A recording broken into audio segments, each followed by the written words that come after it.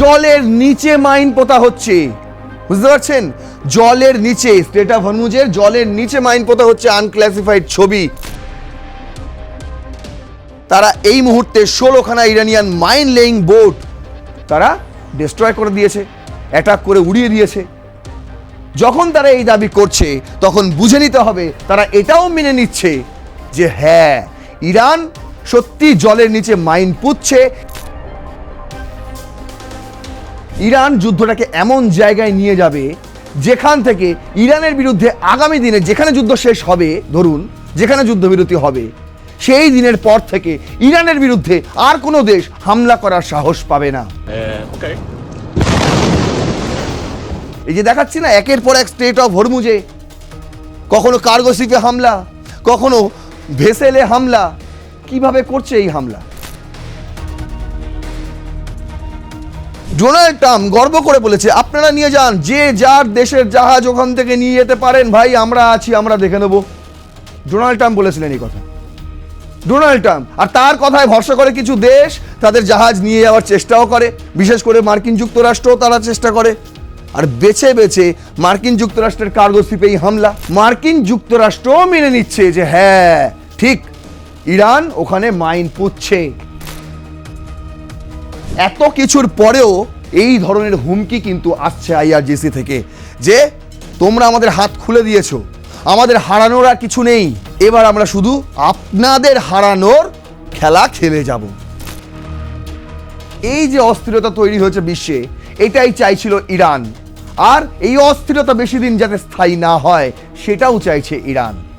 এই যে বিষয়টা, এই যে পরিস্থিতিটা তৈরি হয়েছে, এর জন্য ছিল ইরানের একটা গোপন পরিকল্পনা, হিডেন স্ট্র্যাটেজি।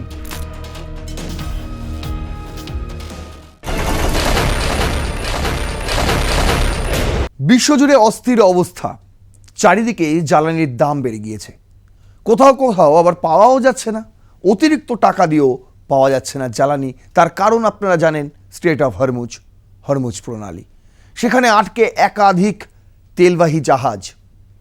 এই তো দেখুন পাকিস্তানের কি অবস্থা, স্কুল কলেজ হোটেল সমস্ত কিছু বন্ধ, প্রায় লকডাউন বলতে পারেন। ভিয়েতনামও একই অবস্থা। বাংলাদেশেও জ্বালানি পাচ্ছে না, ভারত থেকে সাপ্লাই যাচ্ছে। তবে ভারতের জন্য একটা সুখবর রয়েছে, এতদিন পর যখন এত অস্থিরতা হঠাৎ করে বিশ্বে, আমি বলেছিলাম হবেই, এটা সবাই জানতো, প্রত্যেকটা বিশ্লেষক এ কথা বলেছিল, কিন্তু আজ আপনারা দেখতে পাচ্ছেন একদম সামনে থেকে কিভাবে গ্যাস পাওয়া যাচ্ছে না বাজারে। তবে একটা ভালো দিক কি আমি বললাম শুরুতেই, সেটা হলো এত কিছুর মাঝে ভারতের জন্য স্ট্রেট অফ হরমুজ খুলে দিয়েছে ইরান। এতদিন পর, যুদ্ধের এত কটা দিন পর এই প্রথম কোনো ভারতীয় ফ্ল্যাগ লাগানো তেলবাহী জাহাজ পৌঁছলো মুম্বাই বন্দরে। সেখান থেকে একটা আশার আলো ভারতের জন্য দেখা যেতেই পারে। যদিও ভারতে এখনো পর্যন্ত জ্বালানির দাম বাড়েনি, কিন্তু আপনাদের প্রতিবেশী দেশগুলো তাকিয়ে দেখুন, পাকিস্তান, বাংলাদেশ, ভিয়েতনাম, কি অবস্থা সেখানে। জ্বালানির গ্যাসের দাম তো চূড়ান্ত, আর পেট্রোল ডিজেলও পাওয়া যাচ্ছে না এই মুহূর্তে। আর সেই কারণেই স্কুল কলেজ অফিস কাছারি থেকে শুরু করে শপিং মল সমস্ত কিছুই প্রায় এখন শাটডাউন করে রাখতে হয়েছে। এটা কি ভাবছেন আমেরিকা চেয়েছিল? এটা কি ভাবছেন ইসরায়েল চেয়েছিল? না মশাই, আসলে এইটা চেয়েছিল ইরান। এতদিন আপনাদের যা যা বলে এসেছি সবই একে একে মিলেছে, আর আজ একে একে মিলে চলেছে। কি বলছি, আজ যেটা বলবো সেটা হলো এই যে অস্থিরতা তৈরি হয়েছে বিশ্বে, এটাই চাইছিল ইরান। আর এই অস্থিরতা বেশি দিন যাতে স্থায়ী না হয় সেটাও চাইছে ইরান। এই যে বিষয়টা, এই যে পরিস্থিতিটা তৈরি হয়েছে, এর জন্য ছিল ইরানের একটা গোপন পরিকল্পনা, হিডেন স্ট্র্যাটেজি। কি সেই হিডেন স্ট্র্যাটেজি, সেটাই আপনাদের আজকে আমি ব্যাখ্যা করব। আজকে আমাদের headline, Iran's new war strategy. যখন ডোনাল্ড ট্রাম্প তিনি প্রায় হার স্বীকার করে নিয়েছেন, প্রত্যেকটা দেশকে তিনি আশ্বাস দিচ্ছেন যে না ঠিক আছে ঠিক আছে, এবার আমরা যুদ্ধ থামিয়ে দেবো, একদম শেষ পর্যায়ে চলে এসছে, কোথাও বলে দিচ্ছেন প্রায় সম্পন্ন, তখন ইরান আবার নতুন করে খেলা শুরু করেছে। কি সেই খেলা? হরমুজ প্রণালী আজ দাও দাও করে জ্বলছে। কিভাবে সেখানে মাইন পোতা হচ্ছে, বুঝতে পারছেন? চলুন তাহলে আর ইন্ট্রো বেশি দীর্ঘায়িত করবো না, শুরু করছি আজকের রণক্ষেত্র। ইরানের নতুন কি কি রণকৌশল রয়েছে সেইগুলোই আজকে আপনাদের জানাবো। দেখুন, ফার্স্ট প্লেটেই আমি রেখেছি যেটা ডোনাল্ড ট্রাম্পের সেই বক্তব্য, গার্ডিয়ান করেছিল হেডলাইন, সেখানে তিনি বলছেন যে Iran war is very complete, pretty much as economic toll rise. আসলে তো ইকোনমিক ট্রোল রাইজ হচ্ছে, গোটা বিশ্ব জুড়ে অর্থনৈতিক পরিস্থিতি প্রায় ভেঙে পড়ছে। শুরুটা হয়েছিল কোথা থেকে?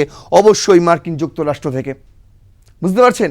যেখানে প্রতি ব্যারেলের দাম জ্বালানির $15 ছিল, সেটা কখনো 120, কখনো 95, কখনো 110, 115, বুঝতে পারছেন? 100-র নিচে প্রায় নামছেই না। আর এমত অবস্থায় কিন্তু ইরানও ডোনাল্ড ট্রাম্পের এই যুদ্ধবিরতির যে প্রস্তাব তা তারা মেনে নিতে চায়নি, সেটাও আপনাদের বলেছিলাম। দেখুন, দ্য টাইমস অফ ইসরায়েল করেছে, ইসরায়েলের বলতে পারেন একদম প্রথম সারির সংবাদ মাধ্যম, যারা নেতানিয়াহুর হয়েই খবর করতে পছন্দ করে। তারা লিখেছে, Iran voice to fight as long as it takes, threatens Trump with elimination. বুঝতে পারছেন? মানে ট্রাম্পের শেষ দেখে ছাড়বো। কে বলছেন? ইরানের স্বরাষ্ট্রমন্ত্রী আরাকচি। আর এদিকে রয়েছেন Iranian secretary of supreme national security council Ali নানজানি। ইনি এই মুহূর্তে রয়েছেন লেবাননের বেহরুতে, যে বেহরুত প্রায় ছাড়কার করে দিয়েছে ইসরায়েল, যে বেহরুত প্রায় ছাড়কার করে দিয়েছে মার্কিন যুক্তরাষ্ট্র। কেন?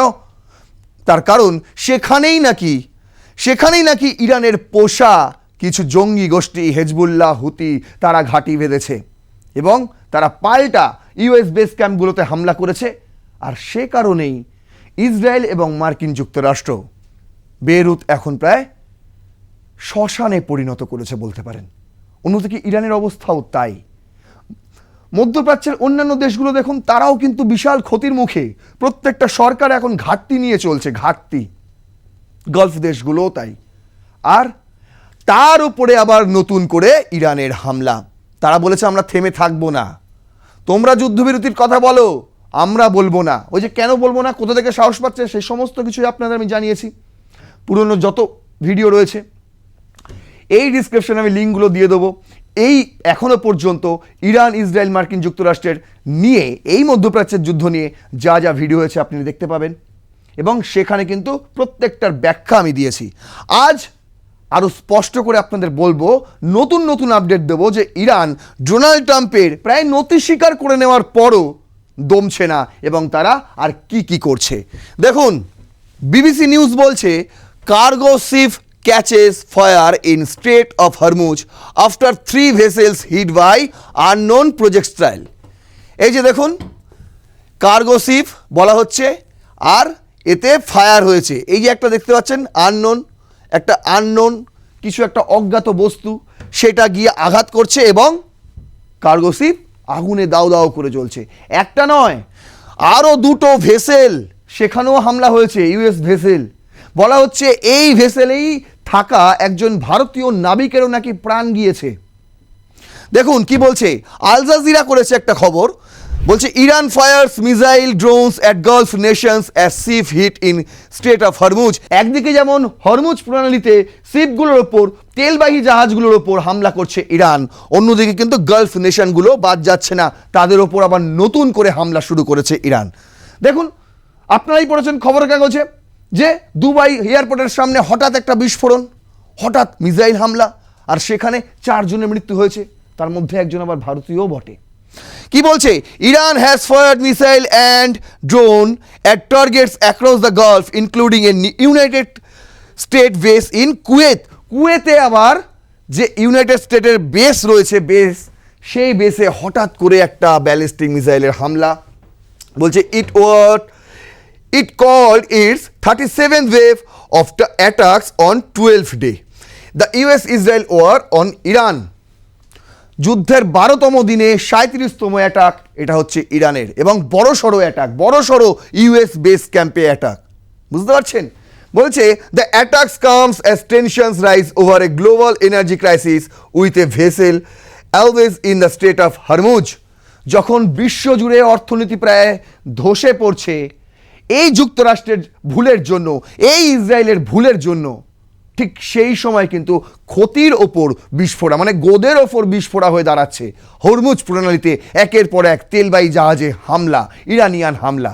কিভাবে হামলা করছে, এই অবজেক্টটা কি, এই আননোন প্রজেক্টাইলসটা কি আসলে বলছি আপনাদের। তার আগে দেখুন, বলছে the United Nation Security Council was to vote later in the day on a resolution sponsored by the Gulf Cooperation Council GCC demanding that the Iran stop attacking its Arab neighbours.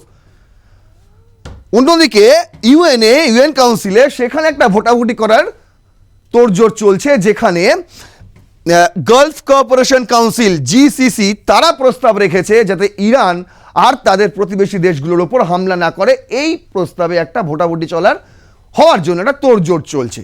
কবে হবে জানা নেই, কিন্তু চলছে। আদৌ হবে কিনা, যদিও হয় তবুও ইরান দমে যাবে কিনা, দেখুন এই যে বললাম এর উত্তরটা এবার দিচ্ছি। কি কি দিয়ে হামলা হচ্ছে, এই যে দেখাচ্ছি না একের পর এক স্ট্রেট অফ হরমুজে, কখনো কার্গো শিপে হামলা, কখনো ভেসেলে হামলা। কিভাবে করছে এই হামলা দেখুন। বলছে Iran begins laying mines in straight of Hormuz, sources সেজ।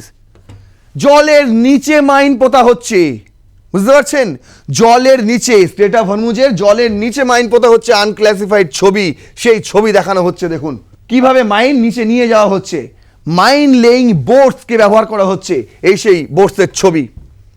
দেখুন এনডিটিভি ওয়ার্ল্ড করছে যে US says it destroyed 16 Iranian mine laying boats near Hormuz strait. তার মানে মার্কিন যুক্তরাষ্ট্রও মেনে নিচ্ছে যে হ্যাঁ ঠিক, ইরান ওখানে মাইন পুঁতছে। না হলে তারা এটা দাবি করে যে তারা এই মুহূর্তে 16খানা ইরানিয়ান মাইন লেইং বোট তারা ডিস্ট্রয় করে দিয়েছে, অ্যাটাক করে উড়িয়ে দিয়েছে। যখন তারা এই দাবি করছে তখন বুঝে নিতে হবে তারা এটাও মেনে নিচ্ছে যে হ্যাঁ ইরান সত্যি জলের নিচে মাইন পুঁতছে, এবং এমন জায়গায় পুরো লাইন দিয়ে সারি দিয়ে মাইন পোতা হচ্ছে জলের একদম গভীরে, এই বোটগুলোকে ব্যবহার করে, দেখতে পাচ্ছেন। তারপর যখনই ওই স্ট্রেট অফ হরমুজ থেকে ওই লাইন বরাবর কোনো তেলবাহী জাহাজ যাচ্ছে তাকে লক্ষ্য করে সেই অবজেক্ট উঠে আসছে একদম জলের তলা থেকে, আর উঠে আসার পরেই বিস্ফোরণ। দেখতে পাচ্ছেন সেই ছবি, বিস্ফোরণের ছবি। দেখুন আরও একটি ছবি, সব আনক্লাসিফাইড, ঠিক আছে, দেখা যাচ্ছে সেই ছবি। তার মানে বোঝা গেল কিভাবে ইরান এবার নতুন যুদ্ধে নেমেছে, হরমুজ প্রণালীকে কিভাবে ব্যবহার করছে। আগে তো তারা বলে রেখেছিল, সিগন্যাল ডাউন করে রেখেছিল, সেখান থেকে কোনো জাহাজ যেতে পারছিল না। এবার আমেরিকা বলেছে, ডোনাল্ড ট্রাম্প গর্ব করে বলেছে আপনারা নিয়ে যান, যে যার দেশের জাহাজ ওখান থেকে নিয়ে যেতে পারেন, ভাই আমরা আছি, আমরা দেখে নেব। ডোনাল্ড ট্রাম্প বলেছিলেন এই কথা, ডোনাল্ড ট্রাম্প। আর তার কথায় ভরসা করে কিছু দেশ তাদের জাহাজ নিয়ে যাওয়ার চেষ্টাও করে, বিশেষ করে মার্কিন যুক্তরাষ্ট্রও তারা চেষ্টা করে। আর বেছে বেছে মার্কিন যুক্তরাষ্ট্রের কার্গো শিপেই হামলা, বুঝতে পারছেন। মানে বিশাল বড় লম্বা চওড়া ডায়লগ দিয়েছিলেন ডোনাল্ড ট্রাম্প বুক ফুলিয়ে। তারপর যখন তার কথা মানা হলো তখন গিয়ে লোকে ঠকে গেল। ভাই ডোনাল্ড ট্রাম্প আপনার কথা তো মিলল না। কেন মিলল না সেখানেও দ্বিচারিতা রয়েছে। দেখুন কেমন দ্বিচারিতা। দ্য ওয়াল স্ট্রিট জার্নাল বলছে, দেখুন বলছে deleted tweet from energy secretary sends oil markets on another wild right.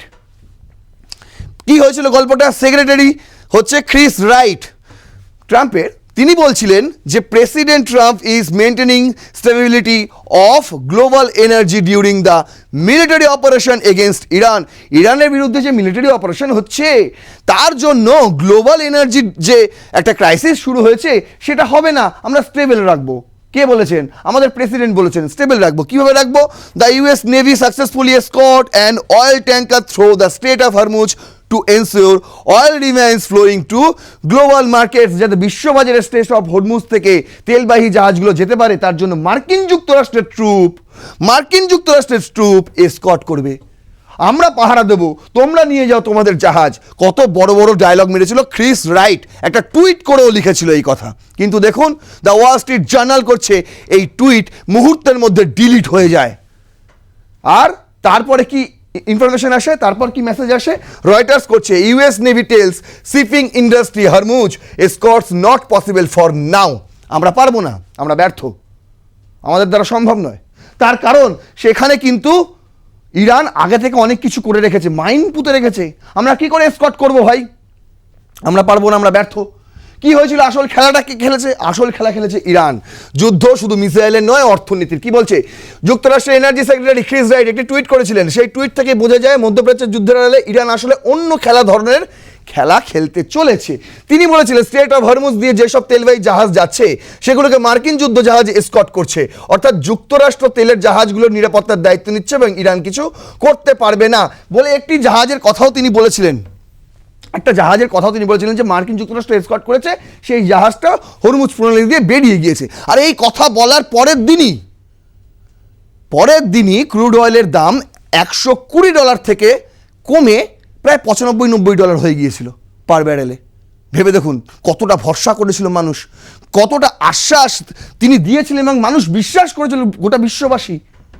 কিন্তু সেই বিশ্বাস মুহূর্তে ভেঙে গেল একটা টুইট ডিলিটের মাধ্যমে। বলছে এই টুইট বাজারে প্রভাব ফেলে। ঘন্টার মধ্যে আন্তর্জাতিক তেলের দাম $100 ছাড়িয়ে গিয়েছিল, তার নেমে আসে $90।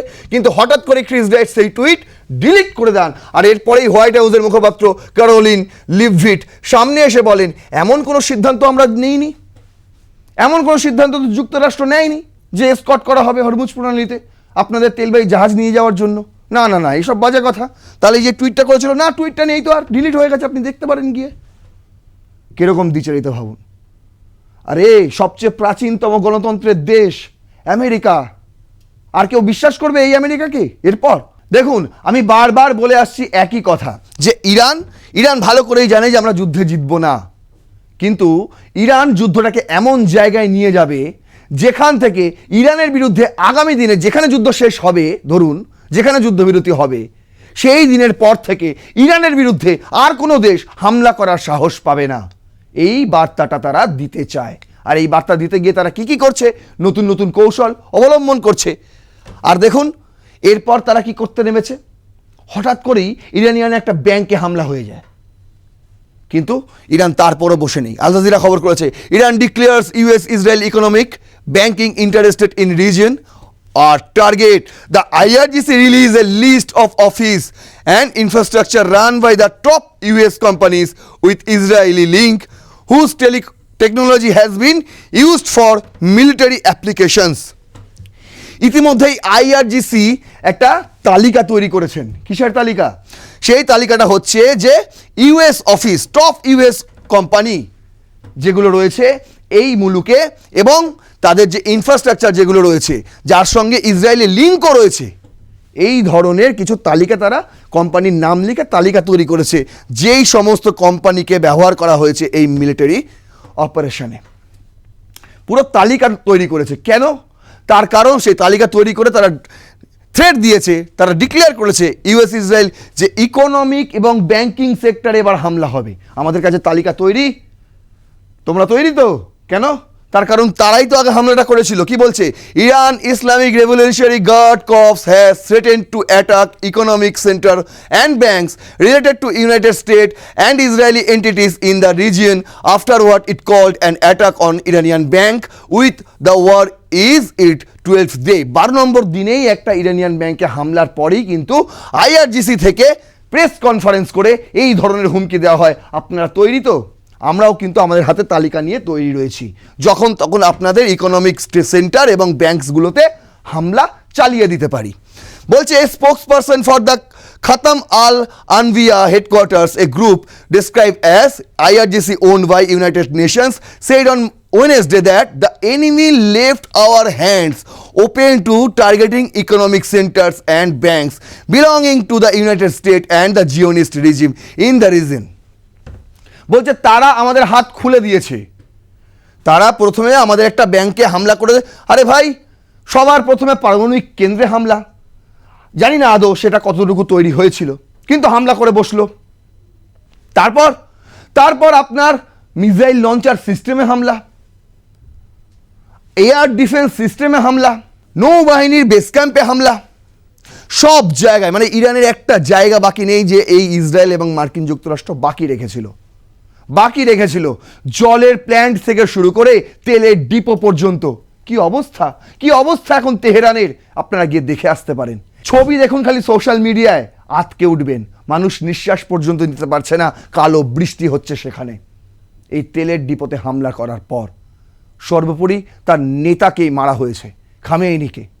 শোনা যাচ্ছে নতুন যিনি সুপ্রিম লিডারের শপথ নিয়েছেন সেই খামেইনির পুত্র, আলী খামেনির পুত্র মোস্তফা খামেনি, তাকেও নাকি ইনজিওর্ড করা হয়েছে, তার ওপরও নাকি হামলা চালানো হয়েছে। খবরের সত্যতা এখনো যাচাই করা হয়নি, কিন্তু এই খবর কিন্তু প্রকাশিত হচ্ছে, বাজারে ছয় লাভ হচ্ছে, সোশ্যাল মিডিয়ায় ভাইরালও হচ্ছে। এত কিছুর পরেও আমি বলছি শুনুন, এত কিছুর পরেও এই ধরনের হুমকি কিন্তু আসছে আইআরজিসি থেকে যে তোমরা আমাদের হাত খুলে দিয়েছো, আমাদের হারানোর আর কিছু নেই, এবার আমরা শুধু আপনাদের হারানোর খেলা খেলে যাব। বুঝতে পারছেন, আমাদের হাত খোলা, আপনারা রেডি তো? আমাদের হাতে লিস্টও রয়েছে কোথায় কোথায় হামলা করব। গলফ নিউজ বলছে দেখুন, যে লক্ষ্যের কথা আমি শুরুতেই বলেছি, বারবার বলেছি, একাধিক এপিসোডে বলেছি, সেই খবর আজকে গলফ নিউজ ছাপছে। কি লিখছে? বলছে global oil shocks over Iran war, is the world heading toward $200 per barrel. এই মুহূর্তে বিশ্বজুড়ে কিন্তু জ্বালানির একটা সংকট দেখা দিয়েছে। কি কারণে? এই ইরান ওয়ারের জন্য। সত্যি কি তাহলে $200 পার ব্যারেলে পৌঁছবে ক্রুড অয়েলের দাম? এই প্রশ্ন তারা তুলে দিয়েছে। কেন কেন $200? তার কারণ আপনারা জানেন, আমি বলে রেখেছিলাম আগেই কিন্তু এই $200 কাজ করেছে। ইরান জানে আমরা যুদ্ধ জিতবো না, কিন্তু ইরানের তো একটা লক্ষ্য রয়েছে, সেই লক্ষ্য নিয়েই তারা যুদ্ধ করছে। কি তাদের লক্ষ্য?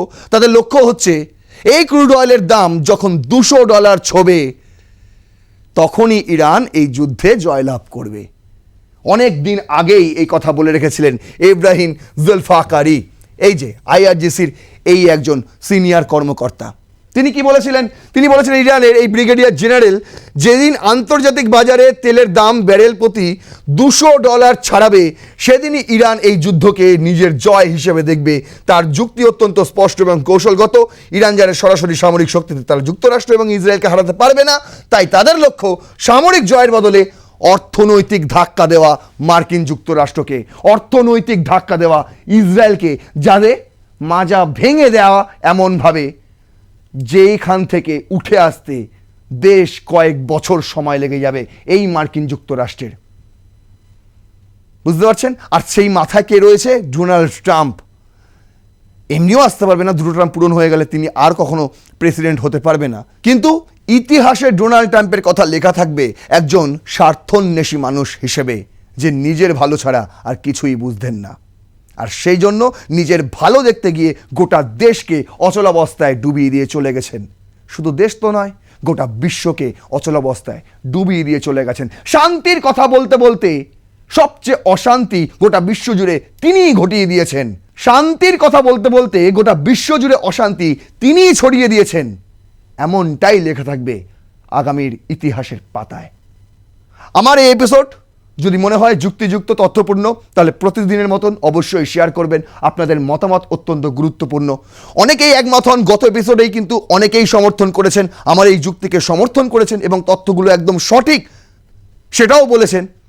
অনেক কৃতজ্ঞতা প্রকাশ করছি এবং এই এপিসোডও অবশ্যই আপনাদের মূল্যবান বক্তব্য কমেন্টে লিখবেন, লাইক করবেন, সাবস্ক্রাইব করবেন আর প্লাস নিউজ 24x7 দেখতে থাকুন রণক্ষেত্র।